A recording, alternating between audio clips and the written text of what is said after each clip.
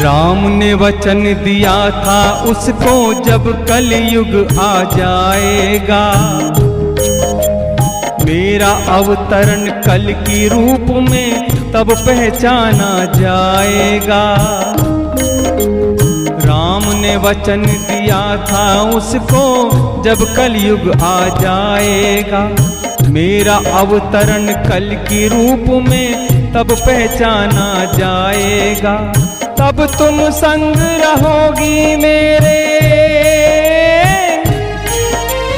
तब तुम संग रहोगी मेरे बन के प्राणाधार। कब आएंगे श्री कल की कर दुष्टों का संहार, कब आएंगे श्री कल की कर दुष्टों का संहार।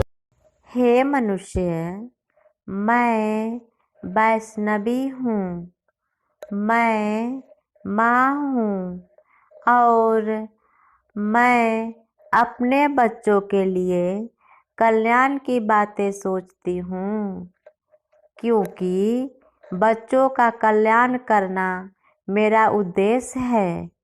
इसीलिए मैं आपको बताती हूँ कि आपको क्या करना चाहिए।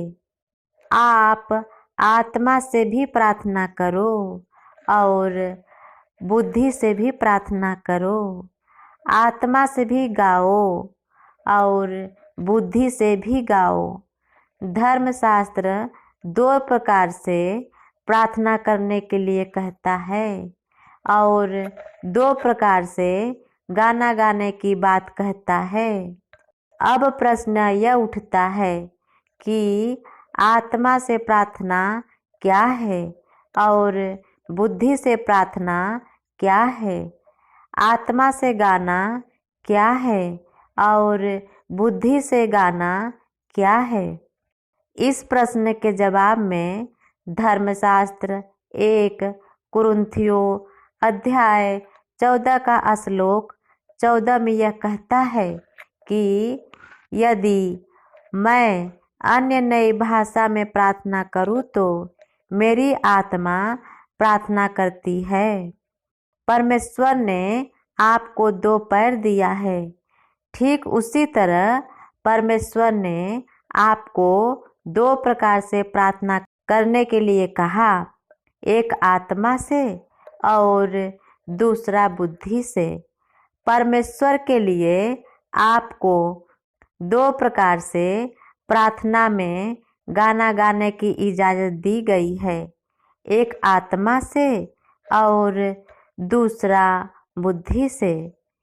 मान लो कि आप 100 मीटर की दौड़ में भाग लेना चाहते हो, पर आपकी एक पैर कटी है, तो क्या आप एक पैर से दौड़कर दौड़ जीत लोगे? उस दौड़ को कौन जीतेगा? जो 2 पैर से दौड़ेगा। अगर यदि आप परमेश्वर के लिए भजन या गाना गाएंगे तो आप आध्यात्मिक रूप से बहुत बहुत बहुत मजबूत हो जाएंगे। जो मनुष्य अन्य भाषा में बात करता है वह मनुष्य से नहीं परंतु परमेश्वर से बात करता है, इसीलिए उसकी बात कोई नहीं समझता, क्योंकि वह भेद की बातें आत्मा में होकर बोलता है। तथास्तु, अर्थात ऐसा ही हो।